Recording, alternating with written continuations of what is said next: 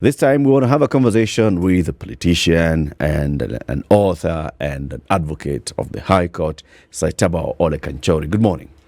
Good morning, Eric. Good morning, listeners and viewers. Karibu sana to Kenya's biggest conversation. Asante sana. Welcome to the hot seat. Thank you. Before we move into our conversation, this sort of e-filing of court systems, you're an advocate, you're an officer of the court. Yes, I am. Can you talk about what that has done actually in terms of improving efficiency and working conditions for all? You are now an author, a published author. Absolutely. And your book is Why Baba is Not the Fifth. You're here so we can discuss that. Yes. To welcome us into this hour, CT, give us the day's proverb. Well, this is our final proverb from the country of Mali. Like most of the proverbs we've read in the course of this week, this proverb is simple and straightforward. Success may sometimes be disguised as a disaster. Put on hold. What do you make of this particular proverb, Saitabao? I'm saying it, City, I always find these proverbs a bit, like they're leading questions. It's like a very good lawyer with a witness, and he wants the witness to give a certain testimony. So he guides the witness with his proverbs. In the courtroom, we call those leading questions. And they're not allowed, actually, if you're having your own witness. So, but I would say, yes, indeed, success can also be very destructive. Just like failure can also be edifying. So, success, indeed, can expose you. Because they say if you want to know a man, give him power. And success is power, by whatever form it comes. So if you also want to know a man, let him be successful and you know him. They will bring out their true colors. And sometimes the true colors are not that pleasant to the eyes. Okay. But there's also the other side of it, which is that, if you look at the flip side, that failure also is many times is actually, we learn more from our failures, our failings, and setbacks. So failure is a step towards success. Success, yes. Okay. Saitabao, last year before August, we had interviews with you on Spice FM, on KTN, talking about the preparation for the election.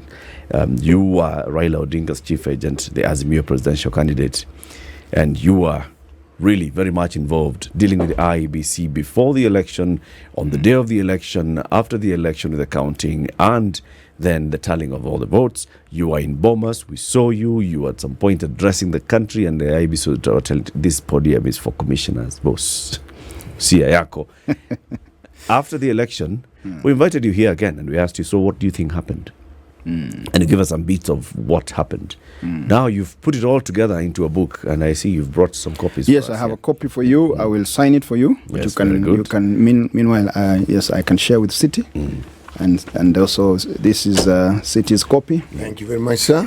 And this is Ndu's copy. So she's not here today, but I'm sure you'll give it to her. Keep it for her. We will keep it for This is her. actually City. This was yours. I was just about to sign it. Okay. This is Ndu's, but you can. I'll sign them. We'll give it to her next Very year. good. I'll sign it. Yeah. So Here's the book, Baba the Fifth, by Saitabao. why Baba is not the fifth? Why Baba is not the fifth. You see, you've got to see the fine print. Yeah.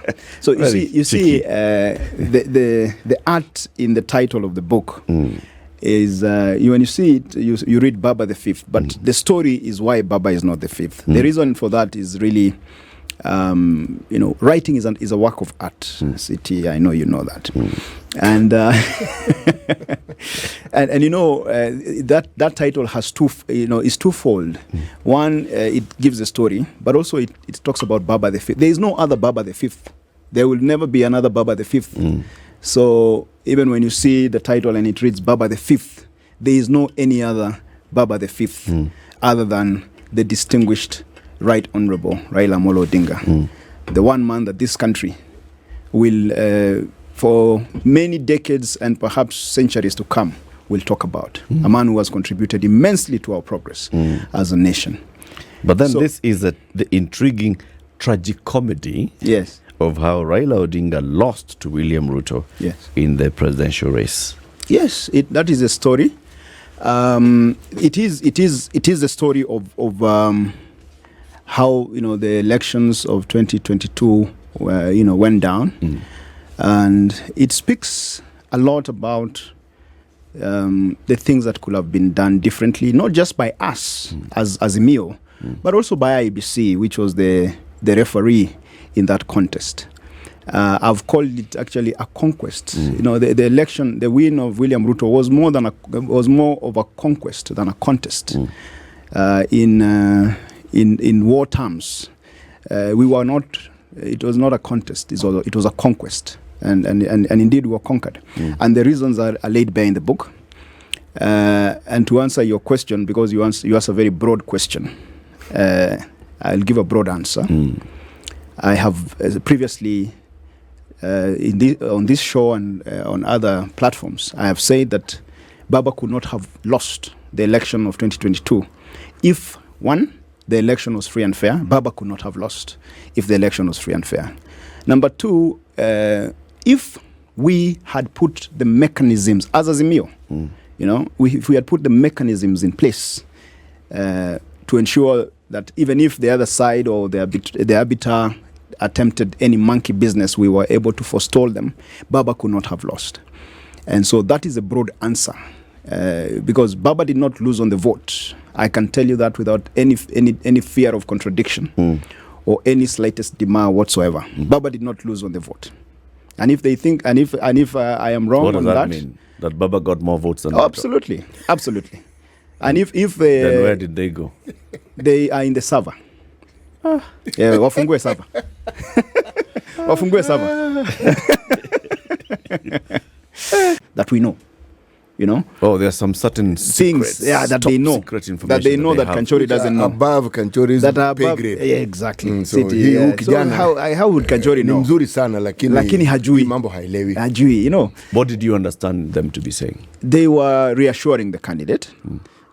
They were leading the candidate down the garden path. They were the people that City talked about that had already decided that our candidate should not win. They were agents for the other side. But at that point, when you were hearing the advisors now chiming in and advising the candidate and telling the candidate, in fact, there are these things we've taken care of, one or two things have been sorted. In fact, Kanchory just doesn't know what we have done. Yes. What were you hearing them to be saying? Were you hearing them to be saying that they are also working behind the scenes to address these issues? Yes. You see. That they were what? They were influencing? Yes, Eric, the system? When you're in the middle of in the thick of things, you are in the play. You're a gladiator in the ring. You're a player on the pitch. There are so many things that you're also juggling and whatever.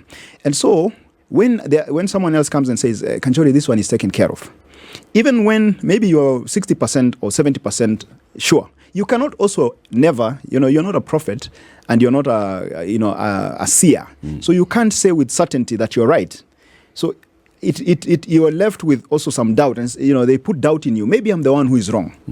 So you don't push beyond a certain point, because you also trust that what they're saying, they know what they're talking about. I mean, I'm not talking about people from the streets. I'm talking about Baba's closest allies and advisors. So, and they had, I wanted to believe that they had the most interest and investment in our candidate. So, but surprisingly, to the last minute, I started this immediately I was appointed. I think if you go back to the record, because the internet never forgets, I was appointed on the 6th. By the 9th, I was already on IBC's neck. And do you know how much hit I took because of that? I was told, no, leave IBC alone. You are overzealous. You are overzealous. We did not send you there to... I said, but what is my work? As a chief agent, what is my work if I cannot protect and if I cannot raise issues on the process? Because an election is not an event. So I started raising issues on the simulation, or the simulation, yeah? The simulation was shambolic. So when I raised those issues on the simulation being very shambolic, I was told, no. Those things you don't say. Those are things we will handle, diplomatically. Sometimes when you look at political activities now with the wisdom of hindsight, it is easy to impute nefarious intent and yet there's actually none. What you're actually seeing is selfish intent in operation. When people feel that their interests have been taken care of, now, in this lies the nefarious nature of politics, because it then removes completely from its orbit the other reality for which this entire process was intended. And it focuses on the individual and the interest that they believe is theirs. And with the time they convince themselves it's actually theirs by right, they will find ways of explaining it. But this particular election, if I look at it again now with the wisdom of hindsight, it went beyond those boundaries. Because the one thing that was believed over time and which had entered the realms of our political narrative was that so long as the state supported you, you would win. And the state was represented by the president. Now, here we have a situation where the state, represented by President Uhuru, was behind one candidate, and somehow whatever was assumed was a done thing was not the done thing, it was the undone thing. So it makes me ask, this system that we have of a presidency, how much power actually does the president have and how much power does their deputy have? Because if it's a presidency, then you get the impression that this power is shared. And sometimes it's shared in favor of whoever is more powerful or whoever is more willing to work at influencing the structure, because the structure is available to both the president and the deputy. You've said it. Oh, I've said it, have I? You've said it. You've said it. Yeah, I've said in the book, Eric, that we were talking about. Okay, let me correct one thing. We did not want the state to support our candidate. The only thing that we were hoping and also we were trying to ensure is that the state doesn't work against him, because this is what has happened in the past. Raila Odinga, I say this in different. I don't know whether I said it here, but I said it before the election that our candidate does not require the support of the state. Our candidate has the people of Kenya. And even now, the people of Kenya are with Raila Odinga. Even if the instruments of power are elsewhere, the people of Kenya are with Raila Odinga. So, but just coming back to your point, on the issue of the state, we kept talking about the deep state. But everything has two sides. So if there is deep, there is also shallow. And I've said in the book, there were two types of state. There was a deep state, yes, but there was also a shallow state. Uhuru Kenyatta, with a lot of respect to him, and he's a great man who has done great, good things for this country. He controlled the shallow state. The deep state was in the hands of William Ruto, and he used it to good effect. And I've said how in the book. Did Uhuru know that? He did not know that, because if you have the shallow state, the shallow state leads you to think that you have it. You have the deep state. So the shallow state makes you think that this is the deepest you can be. Yes. Even, it depends on how you are swimming also. It's an illusionary state. And also, if we are talking about a system, we talked about deep state and we talked about a system. If there is a system, and yes, there is a system, there could also be a broken system. And there could also be a functional system. And I've talked in the book that, what we were left with was a broken system. You see, you can have a very good system, a iPhone, a music player. But if it's broken, it won't work, And so that is what we were left with. Uhuru Kenyatta had a broken system that could not do anything. But not even Raila Odinga knew about it. You cannot Because Raila know. has previously said, Yeah. system or not, he also has his people in the system. There's There's nothing that happens in government, Raila has said before, that he doesn't know. He The gets to William know Ruto about it. side, So Eric. did Raila know that the system that they were looking at with Uhuru was a shallow end, was a baby pool? I have quoted Sun Tzu, The Art of War, the Chinese general. The Art of War in my book extensively, as the lawyers will say, extenso. And one of the things that Sun Tzu says is that war is all about deception. Political contests are actually like a war. They're a war situation. And war is about deception. So when you're near, you want to appear far. When you're far, you want to appear near. When you're strong, you want to appear weak. If you really want to win, when you're strong, you don't go and say, I am strong. You pretend to be weak. And William Ruto, I don't know, I think he has read that book, maybe and understood it, because he acted weak when he knew he was strong. And he acted like he was, he's a master of deception. And he's a master of reverse psychology. I've described it in the book. And these are men I know very well, fairly well. Let me not say very, but fairly well. And the whole, deception was the name of this game. So when they lead you to believe that you are strong, that you have everything, that you are the one who has the system, you are the one, when they know they're the ones who have it. So, yeah. Now, clear something for us. You, as the chief agent, you had your eyes and ears on the ground, right? The last time you were here, you told us, well, you were having issues even up to the last minute in terms of deploying your eyes and ears on the ground, your agents at the polling station. Just remind us, what were the challenges with deployment of agents at the polling station? The deployment of agents is a product of a process. So that process is managed by an institution called the command center. Okay? So you're talking about a minimum of 46,000 agents if you want to have one in every polling station. And because of personnel challenges, you cannot have one, because if one gets sick or whatever it is, so there is a way to you need at least about 70,000 people to manage the election on election day. So election day monitoring is a very serious affair that requires serious organization. And as the chief agent, I am only one person. So I needed to be equipped with that structure. When we were appointed, we began our work of setting up that structure. But as we were doing that, and my colleagues, if they are to be honest, they will say this. The truth is very difficult sometimes to say, and I understand them. If them, they're still invested in hoping that something. Maybe they're hoping that something will still be thrown their way. But anyway, the truth sometimes is bitter, but it is the truth. And I like some of the people who have come out, even though they are, they may not like everything I've said, but they've said, let him say what is his truth. So the command center, when we were just setting it up, it was hijacked. Why was it hijacked? It was hijacked for two reasons. It was hijacked because of financial, considerations. There are people who wanted, it's a big financial, cash operation. Yeah. So there are people who wanted to make money out of it, and they wanted to be the ones running the show. But also there are people who had been planted by the other side, and they wanted to. It was a procurement opportunity, and I've described it in the book. So, they took over the command center. So without a command center, Eric, I can assure you. When you say they took over, yeah.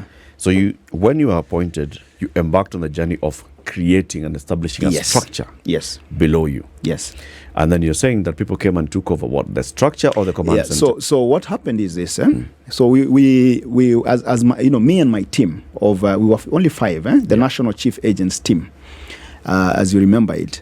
We started, we had our initial meetings. We set out our terms of reference. We set out our organizational structure. We said, this is what we will need to do. But of course, you have to be empowered to do that. So while we were doing that, we were told, no, you guys, we even identified allocation. We identified everything. We identified the personnel, the key personnel that will have done it. Some of them are people who I know without any doubt will have delivered this thing. People who have handled serious logistical issues. And those people were pushed aside. The minute we mentioned them, they're told, no, forget about this one. We have better people. So, ultimately we're told, you guys, we have already set up everything for you. So don't worry. You just work. You just, have your meetings, whatever, but we will take you to the place that is up and running. There are people who know about this thing, power, power. I was even told, forget about ODM. Some of these people who are now pretending to be ODM guys, they were telling me some very unsavory things about our party, our beloved party ODM, and saying how ODM will not deliver a presidency or what. And ODM has serious structures. If we had even left it to ODM, it would have delivered this thing by 10 a.m. But we went to Jubilee, which was a rotten, broken system. A rotten edifice. So where was the command center? The command center is I've described it in the book. Where Eric Soma Kitabu. But Soma Kitabu ndugu. Lakini, it just, the command center, I have called it the Tower of Babel. It delivered nothing. Absolutely nothing. You know, a whole structure, you know, like the whole of this standard group, yeah, with computers, all the latest equipments, and, you know, I call it a glittering edifice, you know, but which was, you know, intended by the people who are running it to only be an edifice, a facade, you know. So there was nothing in it. Wanasema kwa Kiswahili, there's something about something like in ndani, you know, when it is shining outside, but I've forgotten the saying. But anyway, in the end, it delivered nothing. And it was not intended to deliver anything. And Baba was led to believe that this thing was working. I will give you an example. The ICT, former CS, ICT, Joe Musheru, was supposed, he had volunteered and said he's going to deliver for us, it's called what, this system, you know, a system to transmit results, you know, that was foolproof. You know, he demonstrated. Other than the one that IEBC had. You know, every party has a way of so now you have your own monitoring a parallel relaying system. You're relaying your own. There's nothing, you know, there's nothing wrong with that. It's a system that is well within the law, but which will give you results faster than even you know, he had given us certain assurances and how, you know, his system is foolproof. You know, so you what, Google guys, whatever it is. And they made some demonstrations. And when I am trying to probe in the meetings, you know, we are talking about meetings that, you know, were well attended. And I'm asking, can we see this system in action? Can we do a demo? Can we do the same way we're doing at IEBC? Yes. Can we do a simulation and put it under some pressure? You know, and see how it works. Yes. And see how it works. No, Kanchory, this thing we'll do it. You know, we have other ways of doing it. Do you know that so-called system did not even transmit one form? A whole CS. What do you mean? Even one form.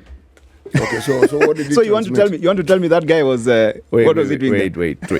For it to transform a form, to transmit a form, you needed to have something at the polling station. Yes, right? Yes. That then is feeding that form into that system for it to appear at your command center, Tower of Babel, whatever. The Tower of Babel. So did you have those gadgets at the polling station? Yes. We had they were supposed to, or the way it was supposed to work was it was going to work with any smartphone. Just a smartphone. Just a smartphone. If you have capture the photo, app, it is an app actually. We know, and we had many. You know, there are people who had come to us with very excellent apps that could have delivered this thing very well. But some of them were even giving us for free. I will tell you, they were giving. You know, Baba has serious supporters, people who mean well, and these people are saying, no, this thing. It will work for you guys. And this foolproof, this bulletproof one we had bought. This one we paid for. Okay. We paid for it, Kwanza heavily. And anyway, it didn't work. And I don't know whether any refunds were taken. What refund?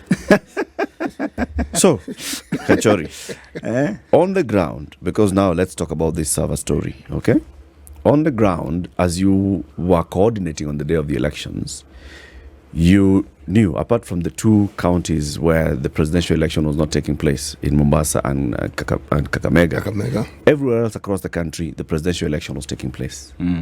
Were you getting reports from your people on how the turnout is, on how the conduct of the election is going on? Take us through that the daytime from 6 a.m. to 6 p.m. Were there issues that you had, you could raise then that things are not going right? You know, our problems began... the real problems began about a week to the election. On the 2nd of August, we were conducting training. And you know, the way that we are not dealing with small boys, the guys who did this thing, they were well prepared for it, and they knew how to do it. So, and they held the whole, you know, plan until the last minute so that there is no recovery. You know, so it is a fait accompli.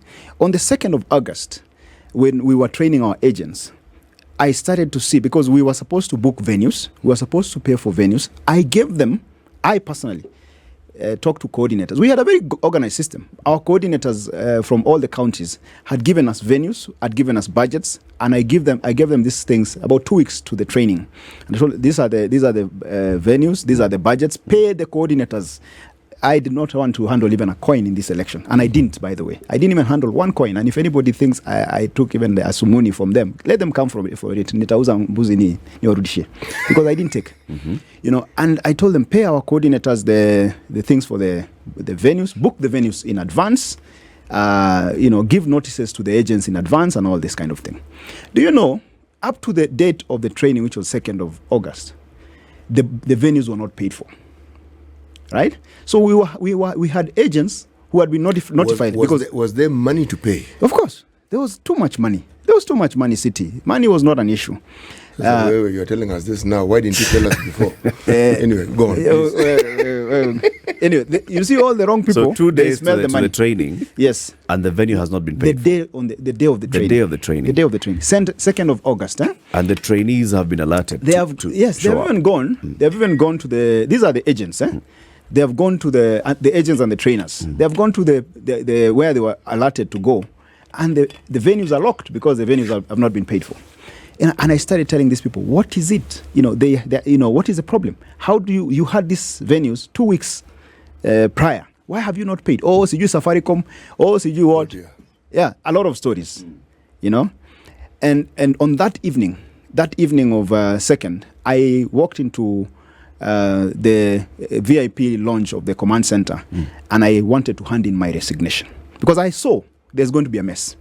And I told these people, I call them the big four in the book. I told them, you guys, I hope you have the power to fire me. If you don't have the power to fire me, I'll make it easy for you. I will resign before morning. I'll hand in my resignation to my principal because I will not oversee a broken system. And because the blame will come back to me, Oh, Kanchory, don't worry. These things are never perfect. You're an absolutist. We know you're a perfectionist, but these things are never perfect. You take it easy. We're in charge. We are, these things. Taken care usually, elections are like this. So you said, okay, let me not resign. So I'm like, okay, before that, they had even wanted to point some blame, whatever. But when they saw that this guy Kumpe, he does not care about this job. For me, it was not a job. It was an assignment that I wanted to deliver. It was not a job. I was not being paid a coin. It was not for the money. I closed my law firm for a year to work for Raila Odinga. I mean, my law firm pays me enough to survive. But Raila Odinga did not pay me even a coin, and I worked for him for a whole year, from November to August, November of 2021 to August after the elections, and so for me it was not. For them, maybe they were getting something out of it, and it meant something. What I'm sensing you going to say here is that by the time you're getting to the election day, your agency system was not. It was beginning to crumble. And because that was a design, everything, there's a saying, and this is one of William Ruto's favorite sayings. I've talked about him in the book. He says, ukiona vyaelea ujue vimeundwa.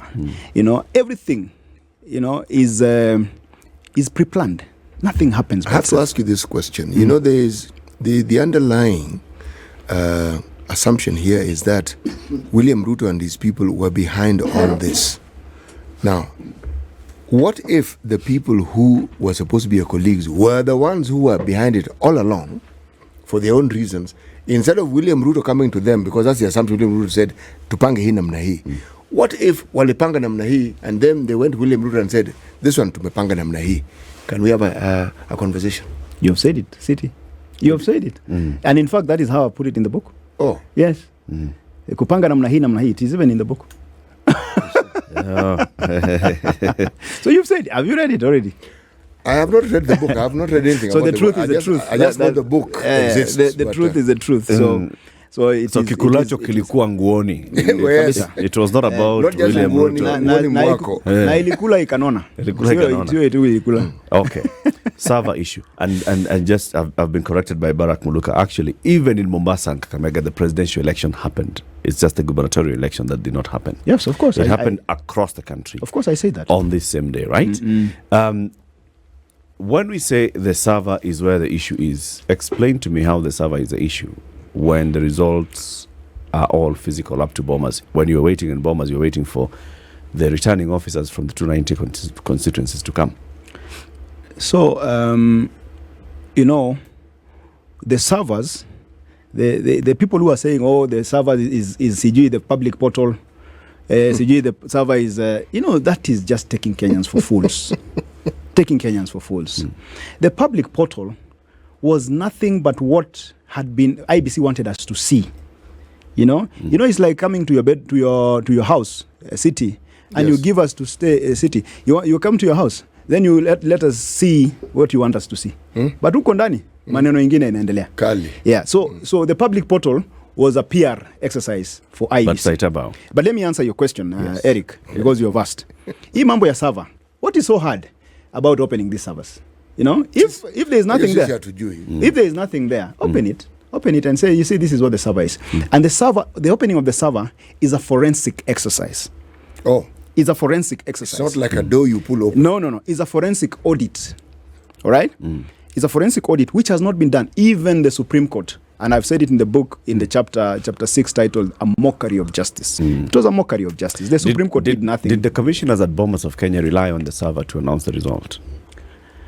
The commissioners at Bomas of Kenya, first of all, the commissioners is to overstate the point, because there were only 2 commissioners and 1 chairman. They were still commissioners. So let's say the commissioners who announced it. No, the person who announced the results was one man called Wafula Wanyonyi Chebukati. Chebukati That is announced one man. the final result. Yes. But throughout the 2 days, the commissioners were announcing, this is what we have received. This is the presidential result from constituency X. Yes. So they were announcing the results. They were announcing the results. Okay. Yes. Were they relying on the server, or were they relying on the returning officer coming to Bomas with the Form 34? They were relying on the physical form. They were relying on the physical forms, which had been, there were 2 days, which I've called the phony war. If you know your history, in the Second World War, there was a period of 8 months. There was no war, and yet the war had been declared. So even in this election, there was a period of 2 days, which I've called akin to the Second World War period of the phony war, where there was nothing. You know, the elections had concluded. Shots were fired, nothing. You know, like almost like a lull before the storm. And you need to read about the Bomas choirs also. How do those physical forms impact the server? The physical forms are subject to doctoring because they are forms. All right?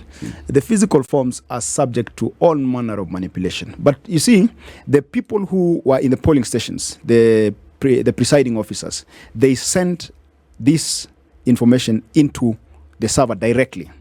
Then the people in the tallying centers, the 290 tallying centers, the constituency returning officers, filled in a physical form. Yeah. Which form we had a problem with? One of the issues we had raised was actually that form, because we had said this form is not the standard legal form that is supposed to be generated automatically. The way that IBC had done is that you could generate that form even in your house, you know, as a returning officer.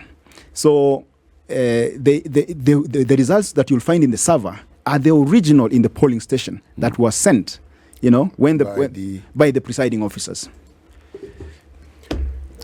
But then, when your team was waiting for these people to arrive at Bomas, one of the things that was happening was the verification. First of all, identify that the human being who has brought the form is the human being who should have arrived. Number 2, that the person has arrived with a form that is an authentic form of the IEBC. Did you raise any questions about the forms that were arriving at Bomas? That some of them, this form that has arrived at Bomas is not the form that should be arriving. Eric, I've explained. And you know, you were asking questions as if we had a perfect system. I've explained that we were flying blind, even at Bomas, because the command center was supposed to give us our own forms.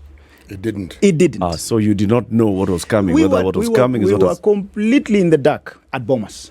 So at Bomas, I had been given an exercise that was supposed to be, you are verifying. But I even told everybody else that I told them, you guys, we are not able to verify these things. And so what we were doing, essentially, is just to try and ensure that what Bomas was we were receiving, at that point we had to trust IEBC. And you know, up to the day of the election, before the actual announcement, and I've said it in the book, before the 27 constituencies were announced, 27, there had some 27 that were never announced, right? Yeah. Some say it is 32, others say it is 29 constituencies, but the general consensus, the one that is undisputed, is 27 constituencies. Up to that point, using IEBC count, Raila Odinga was still ahead of William Ruto. There was no time even at Bomas, yeah. And I've said, we had to now depend entirely on IEBC's results, which we were now doing a manual tabulation of. Baba was still ahead of William Ruto. The 27 constituencies that were left, that were never announced, 20 out of the 27 were Azimio strongholds. All right? So And anyway, this thing of opening the server, let me say this, because there are people who want to impute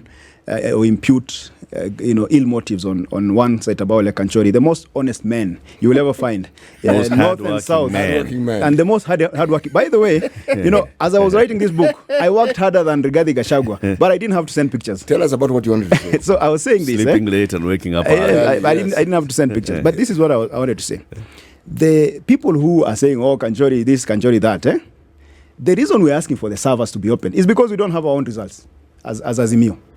Otherwise, we would have said these are the results. We only have the results from the IBC whistleblower. Why don't we have our results? It's because we didn't have a system. So when I come out and say we didn't have a system, we had a broken, dysfunctional system. And you're saying the system was broken down deliberately? Deliberately, by it was your own sabotaged. people. By our own people. By our own people, yes. Okay, not our people, actually. These are Jubilee people who we trusted. My brother. Azimio. You were in Azimio? Yeah, okay, fine. Yeah, your people. Yeah, they used to be our people. But anyway, even, like you said, Kikulacho.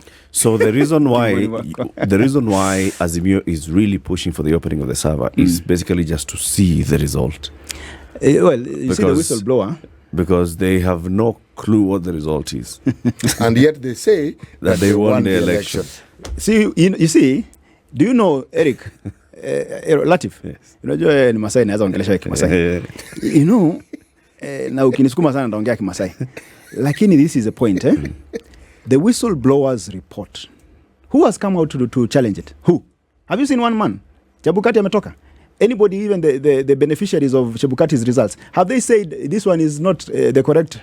They have not. They have not challenged those results, and the results are in the public domain. Maybe they so we are saying to challenge it. So we are saying, let them open the server, kwa sababu hiyo ndo msema kweli. Na ikisema kweli na ikisema kwamba mlishindwa? Ikisema tulishindwa, I don't know what plans Baba has for that. Next I will Jose Kamago aliingia kwa sababu. I will not prescribe anything for him because he's actually ultimately is the one to decide. Okay. But the truth shall set us free. Shall set us free. And we need to, to be truthful in everything we do. Thank you, Kanchory.